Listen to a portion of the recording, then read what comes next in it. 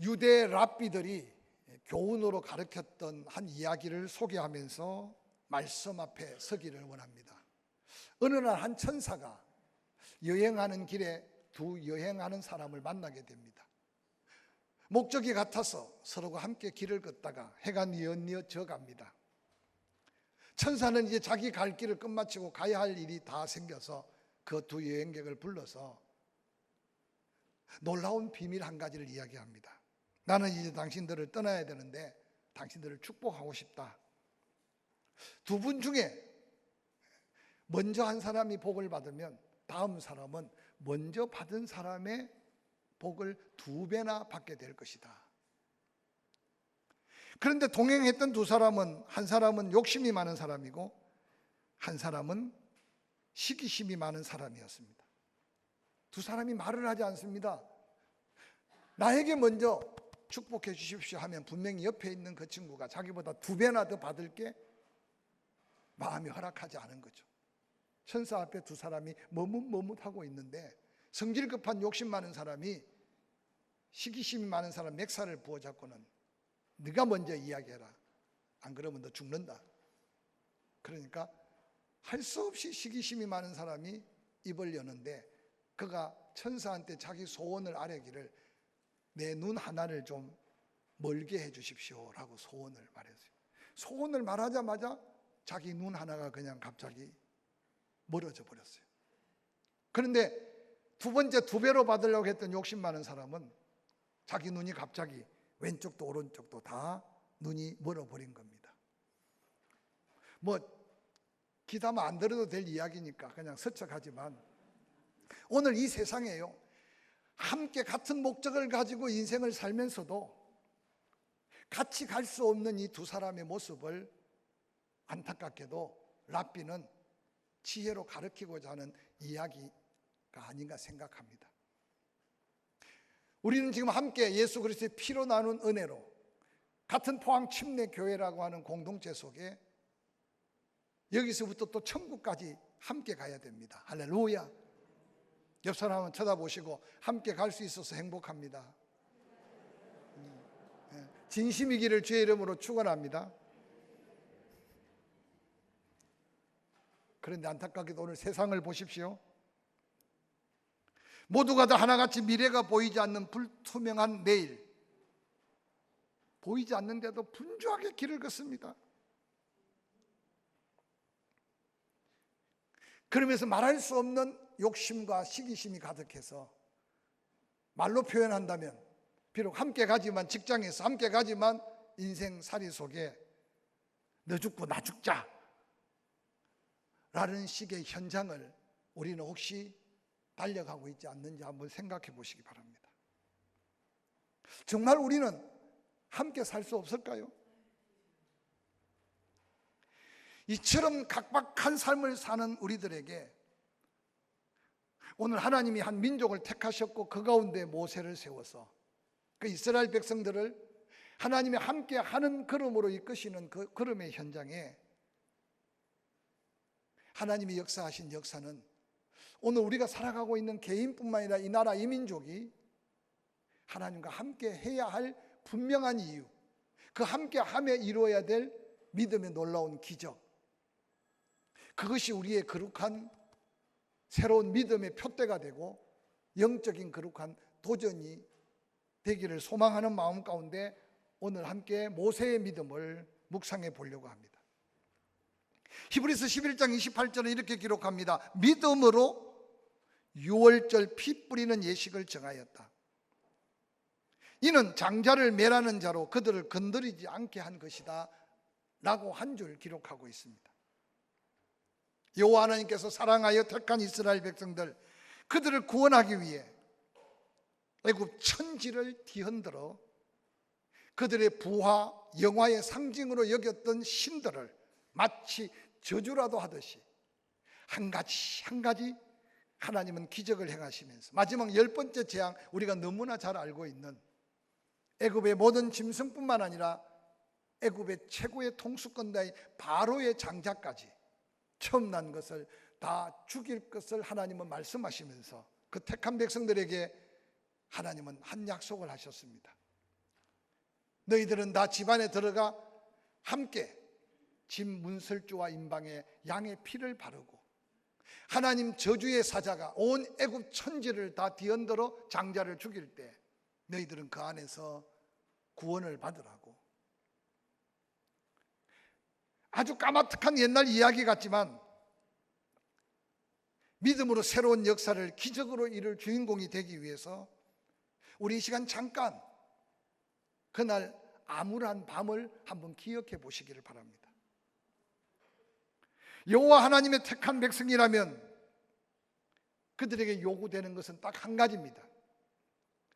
하나님을 믿으라는 거고, 하나님 말씀하시면 그 말씀을 믿음대로 행함으로 순종하라는 것이 하나님이 끊임없이 요청하는 믿음의 기적을 이루기 전 하나님의 요구인 것을 우리는 말씀을 통해서 깨닫게 됩니다.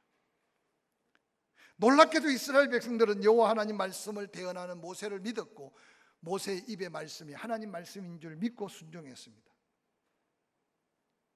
그 믿음으로 자손 대대로 잊지 않고 기억하며 절기를 지내야 될 6월절의 엄청난 민족 구원의 기적을 그들은 가슴에 새기게 되었습니다.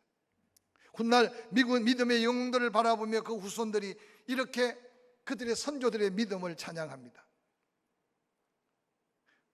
히브리서 11장 27절, 믿음으로 애굽을 떠났다. 왕의 노함을 무서워하지 아니했다. 보이지 않는 하나님을 보는 것 같이 참았다. 믿음으로 6월절에 피 뿌리는 예식을 정했다. 이는 장자를 멸하는 자들로 그들을 건드리지 않게 한 것이며 믿음으로 그들은 홍해를 육지같이 건넜으나 애굽 사람은 이것을 시험하다가 빠져 죽었다고 기록하고 있습니다. 하나님의 이 놀라운 위대한 믿음의 역사를 이루기 위해 각자가 자기 자리에 목숨 건 믿음의 영웅들의 도전의 역사를 성경은 고스란히 기록해서 오늘 우리같이 편안하고 오늘 우리같이 풍요로운 세상에 사는 우리에게 왜 다시 읽히고 왜 다시 묵상하고 왜 다시 듣게 하실까요? 그것은 바로 오늘 우리는 생각 밖의 무게의 짐을 각각 지고 그 엄청난 무게감에 허덕이고 살고 있는 우리에게 또 다른 하나님의 사명, 하나님의 뜻을 전하고자 하는 말씀 속에 하나님의 역사인 것을 기억하시기 바랍니다. 마태복음 11장 28절, 29절, 30절입니다. 수고하고 무거운 짐진 자들아 다 내게로 오라. 내가 너희를 쉬게 하리라고 말씀하셨습니다. 아마 예수 믿은 지 세월이 됐다면 이 말씀 암송하고 있고 이 말씀 모르는 사람이 없을 겁니다. 그런데 정말 여러분 이 말씀대로 수고로운 여러분의 어깨에 지어진 감당할 수 없는 무게의 그 짐을 과연 예수 그리스도 앞에 내어 맡기고 주 안에서 쉼을 얻고 사는지 스스로 묻고 스스로 답해 보시길 바랍니다. 주 안에서 참다운 쉼이 무엇인지를 그렇게 소개합니다. 나는 마음이 온유하고 겸손하니 나의 멍에를 메고 내게 배우라. 그리하면 너희 마음이 쉼을 얻으리니 이는 내 멍에는 쉽고 내 짐은 가볍다. 상상할 수 없는 하나님의 약속입니다. 예수 없이 욕심으로 투기와 시기심으로 지고 있는 내 짐은 내가 지기도 감당할 수 없는데 너희 무거운 짐을 다 주께 맡겨버리라. 주님께서 하시는 말씀이 나는 마음이 온유하고 나는 겸손해서 너희 짐을 다 맡을 수 있다. 너희 짐을 내려놔야 내 가벼운 멍에 내 쉬운 짐 그걸 져야만 진정한 쉼이 있고 진정한 평안이 있다고 말씀하셨습니다. 오늘 이스라엘 백성들 순종할 수 없는 하나님 말씀 앞에 그들은 모세의 말을 믿고 순종했습니다. 그래서 양을 잡아 그 피로 문설주 임방에 피를 바릅니다. 어린 손자가 묻습니다. 할아버지 왜 안 하든 양의 피를 배문 앞에 바르고 계세요. 하나님 말씀하셨단다. 오늘 죽음의 사자가 온 애굽의 장자를 다 치시는데 이 말씀대로 양의 피를 바른 집은 죽음의 사자가 넘어간단다. 그래서 너도 오늘 살게 된단다. 6월 담장을 넘는다. 우리가 받은 구원, 예수 그리스도께서 십자가에 뿌린 피의 공로로 대속함을 받고 그 예수 믿음으로 받은 구원이라면 우리는 이미 이스라엘 민족적 6월절의 감격이 우리 심령 안에 살아있음을 기억하고 천국의 소망이 확신할수록 가슴 뛰는 감사가 넘쳐야 될 줄로 확실히 믿습니다. 그런데 그것만으로 하나님의 백성들이 온전한 하나님의 구원을 이룰 수가 없었습니다. 믿음으로 새 역사를 이룰 기적의 주인공이 되기 위해서는 그들은 홍해를 건너야만 했습니다. 그 백성이 출애굽하여 숫곳에 모였습니다. 430년의 고난의 세월을 다 이제 보내고 하나님의 은혜 안에 하나님은 그들을 이끄십니다. 그런데 출애굽기 14장 1절 2절에 하나님은 놀라운 말씀을 남겨놓습니다. 출애굽기 14장 1절 여호와께서 모세에게 말씀합니다. 이스라엘 자손에게 명령하여 가던 길을 돌이켜 바다와 믹돌 사이 비하히롯 앞 곧 바알스몬 맞은편 바닷가에 장막을 치게 하라고 말씀합니다.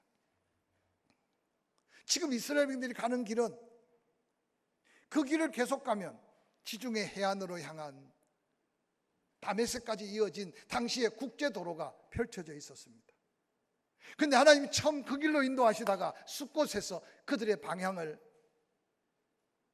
동북쪽에서 동남쪽으로, 그래서 에담 광야를 거쳐 홍해 바다 앞에 장막을 치게 하는 이 하나님의 역사.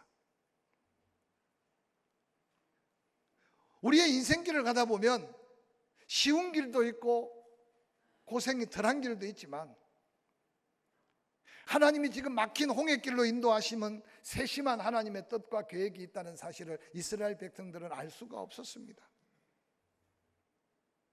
하나님은 말씀하셨습니다. 비아마리스, 지중해 해변을 따라 애굽에서부터 저 다메섹까지 이어지는 국제도로, 길도 넓습니다. 길도 편합니다. 그런데 그 길을 갈 수 없었던 것은 이스라엘 백성들의 마음 중심 때문이었습니다. 이스라엘 백성들은 그곳에서 만날 애굽의 국경수비대, 블레셋의 국경수비대를 만나 전쟁이 일어나면 아직도 그들이 준비되지 않는 믿음 때문에 한결같이 가까운 애굽 고센 땅으로 다 도망갈 게 뻔한 그들의 연약함을 보시고 하나님께서는 그 백성들뿐만 아니라 애굽에 사는 모든 사람들에게 하나님이 하나님 되심을 보여줄 위대한 계획 속에 홍해 바다 앞에 장막을 치게 하신 하나님의 역사인 것을 기억하시길 바랍니다. 오늘 함께 읽은 출애굽기 14장 10절 말씀, 바로가 가까이 올 때 이스라엘 자손이 눈을 들어본 적 애굽 사람이 자기들 뒤에 이른지라 이스라엘 자손이 심히 두려워하여 여호와께 부르짖습니다. 그들은 애굽의 바로를 잘 압니다. 애굽의 군대의 강력함을 잘 압니다. 어떻게 하나님의 기적으로 자기 장자는 살고 어떻게 하나님의 기적적인 역사로 바로가 잠깐 심경의 변화를 입어서 그들을 내어 보내기는 했는데 보내고 난 다음 마음이 돌이켜져서 그것까지도 하나님이 바로의 마음을 강팍해 하셨다는 사실을 이스라엘 백성들은 알 수가 없었어요.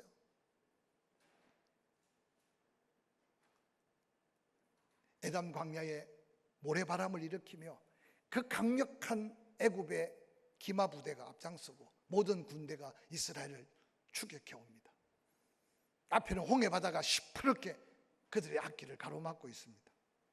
이스라엘 백성들의 상황은 두려워할 수밖에 없는 현실입니다. 말씀을 보다 보면 하나님의 역사의 크기가 클수록, 하나님의 약속이 크기가 클수록 우리가 도전해야 될 장애물도 크다는 사실을 우리는 먼저 기억하시기를 바랍니다.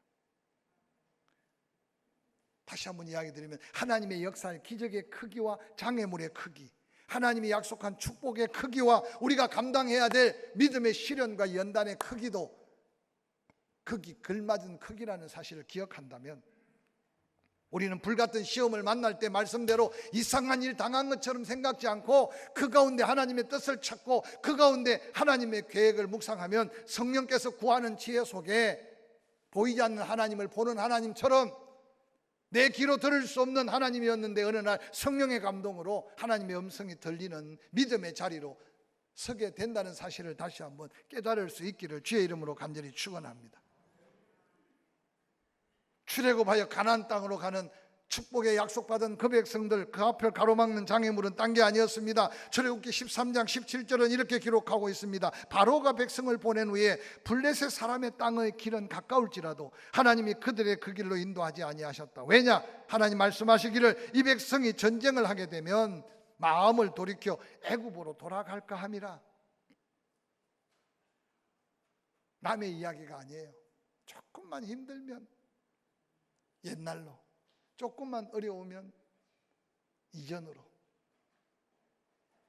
사랑하는 성도 여러분,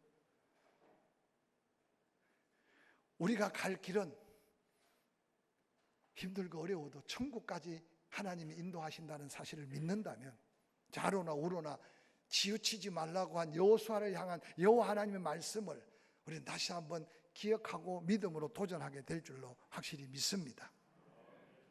뿐만 아니라 이스라엘 백성들의 믿음의 기적을 보기 전에 그들 앞에 가로막힌 장애물은 바로 뒤따라오는 애굽의 군대였습니다. 출애굽기 14장 10절, 바로가 가까이 옵니다. 이스라엘 자손이 눈을 들어본 적 그들이 분명히 확인할 수 있는 바로의 군대들입니다. 이스라엘 자손이 심히 두려워하여 여호와 앞에 부르짖고 원망하고 불평하기 시작합니다. 오늘 이 현실이, 우리가 살고 있는 이 시대에 조금만 마음에 안 들면 깃발부터 휘날리고, 조금만 마음에 안 들면 확성기 들고 소리 지르고, 그분들의 정의에 대해서 제가 잘못 이야기하는 게 아니라 오늘 우리의 정신 상태나 삶의 모습에 대한 이야기예요. 사람을 의지하는 사람은 사람 때문에 망하거나 반드시 사람 때문에 실패합니다. 이스라엘 백성들은 천하무적 바로와 그 군대는 알면서 전능하신 하나님을 알지 못하고 있기 때문에 그 군대를 바라보는 순간 그들은 엄청난 두려움에 사로잡혔습니다. 하나님의 역사를 우리가 처음부터 다 알 수 있다면, 그들은 곧 홍해 바다에다 수장될 물이라는 사실을 알게 된다면 누가 그 군대를 바라보며 두려워하고 누가 그 군대를 바라보며 무서워할 수 있겠습니까? 그래서 하나님은 끊임없이 믿음의 사람들에게 좌로나 우로나 치우치지 말고 너희 마음으로 하나님을 바라보고 하나님을 믿으라고 도전합니다. 오늘 우리가 사는 이 시대, 수없는 근심, 걱정, 염려 가운데 우리 마음을 잃어버렸기 때문에 감사가 염려가 되고 찬송거리가 도리어 근심거리가 되고 있다는 사실을 깨닫는 순간 우리는 마음을 지킬 수 있을 줄로 믿습니다. 불가능한 그 모든 주변의 사람들보다 그것을 다 가능케 하실 하나님을 바라볼 수 있기를 주의 이름으로 간절히 축원합니다. 출애굽기 14장 11절에 그들은 또 모세에게 원망합니다. 애굽에 매장지가 없어서 당신이 우리를 이끌어내어 이 광야에서 죽게 하느냐? 어찌하여 우리를 애굽에 이끌어내어 우리에게 이같이 하느냐? 우리가 애굽에 당신에게 이런 말이 이것이 아니냐? 이르기를 우리를 내버려두라. 우리가 애굽의 사람을 섬길 것이라 하지 아니하였느냐? 애굽 사람을 섬기는 것이 광야에서 죽는 것보다 낫겠다. 말 되는 소리예요. 근데 성경을 아무리 뒤져봐도 장자의 재앙이 끝난 후에 다 출애굽할 때 난 여기 남겠습니다 하는 사람 하나도 없어. 하나님의 그 강력한 역사를 바라보고 히브리 민족적 이스라엘 백성들만 출애굽한 게 아니라 그들 곁에서 함께 일하던 사람까지도 함께 나올 정도로 하나님의 역사는 강력해서, 그러나 어려움을 당하고 보니까 하나님은 간데온 데 없고 광야만 보이고 앞에 홍해 바다만 보여. 여러분, 믿음이 충만할 때는 주님만 보이다가 낙심되고 절망되면 불가능한 상황들, 환경들이 보일 때 조심하시기 바랍니다. 광야와 홍해 바다는 그들에게 원망과 불평의 대상이 아니라 도리어 기적의 현장이 될 수 있는 하나님의 역사인 것을 잊지 않으시기를 주의 이름으로 간절히 축원합니다. 그런 연약한 그 백성을 하나님은 쓰셔야 하기 때문에 출애굽기 14장 13절, 하나님은 모세에게 말씀하시고 모세는 백성에게 말합니다. 너희는 두려워하지 말고 가만히 서서 여호와께서 오늘 너희를 위하여 행하시는 구원을 보라. 너희가 오늘 본 애굽 사람을 영원히 다시 보지 못할 거다. 여러분, 말씀은 현실과 다르기 때문에 말씀은 말씀으로 끝나고 현장은 그 말씀을 믿는 자에게 기적으로 이어진다는 사실을 기억하시기 바랍니다. 할렐루야. 믿음에 앞선 시편 저자는 이런 고백을 남겼습니다. 시편 46편 9절. 그가 땅끝까지 전쟁을 쉬게 합니다. 활을 꺾고 창을 끊으며 수레를 불사르신다. 이러시기를 너희는 가만히 있어 내가 하나님 됨을 알지어다. 내가 문나라 중에서 높임을 받으리라. 내가 세계 중에서 높임을 받으리라 하신다. 그런 이 말씀을 묵상하면서요, 오늘 우리가 불러야 될 노래 중에 하나가 이겁니다. 하나님이 전쟁을 일으켜서 이기게도 하지만 하나님이 전쟁을 막으시기도 하고 쉬게 하시기도 한다는 하나님을 한번 기억해 보시기 바랍니다. 하나님은 모세에게 명령합니다. 지팡이 그거 포음으로 준 거 아니다. 그거 들고 손을 바다 위로 내밀어 갈라지게 하라. 이스라엘 자손을 바다 가운데 마른 땅으로 향하게 하리라. 이스라엘 백성들의 원망 소리가 얼마나 컸던지 모세도 어찌할 수 없어서 머리 쳐박고 어떤 면에서 하나님 앞에 하나님 어떻게 해야 됩니까 하고 있는데 하나님 모세에게 말합니다. 야야야 일어나라. 너까지 지금 그렇게 어찌할 바를 몰라 하면 어떠냐. 네 손에 있는 게 뭐냐? 지팡이입니다. 왜 네가 염려하냐? 홍해 바다를 향해 가르쳐라. 여러분, 모세가 그 지팡이로 홍해 바다를 가르치는 순간 하나님이 홍해 바다를 가르고 마르게 하신 줄 믿으시기를 주의 이름으로 간절히 축원합니다.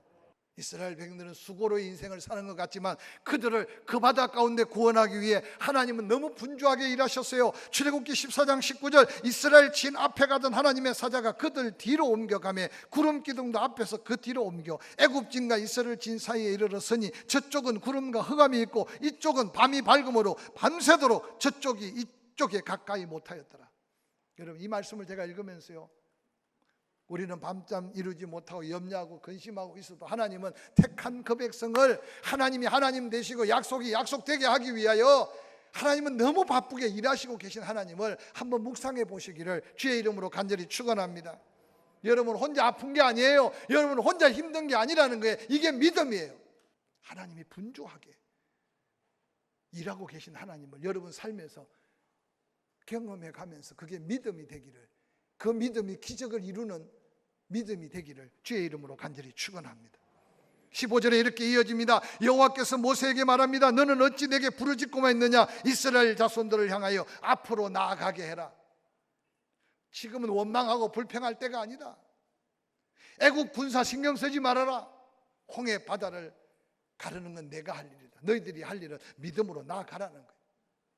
여러분이 지금 걸어가는 길, 여러분이 지금 삶을 살아가는 삶의 현장은 어디입니까? 그래서 믿음의 후손들은 히브리서에 믿음으로 모세는 바로를 두려워하지 않았다. 믿음으로 6월절 양의 피를 바르면 죽음의 사자가 넘어가 구원한다는 걸 믿었다. 믿음으로 모세는 홍해 바다를 갈랐다. 우리의 남은 생의 믿음의 현 주소는 무엇입니까? 시편 저자는 우리에게 이 노래를 가르칩니다. 시편 42편 5절 내 영혼아 내가 어찌하여 낙심하며 어찌하여 내 속에서 불안하여 하는가? 너는 하나님께 소망을 두라. 그가 나타나 도우심으로 내가 여전히 찬송하게 될 것이다. 11절에도 내 영혼아, 이어지는 시편 43편 6절에도 내 영혼아 여호와가 나타나 너를 도우심으로 내가 여전히 하나님께 감사하며 찬양하게 될 것이라고 노래하고 있습니다. 우리 가운데 힘든 투병을 하고 있는 성도들이 있습니다. 우리가 할 수 있는 방법이 없잖아요. 그래서 기도하고 있고, 기도의 응답이 우리에게 또한 다른 기쁨의 소식이 되기 위해 낭망하기보다 낙심하기보다 다시 하나님께 소망을 두고 기도하면 그가 도우실 때 여전히 하나님을 찬송할 수 있게 하실 그 하나님이 믿음으로 기적을 이룬 자의 하나님이라는 사실을 함께 믿으시기를 주의 이름으로 간절히 축원합니다.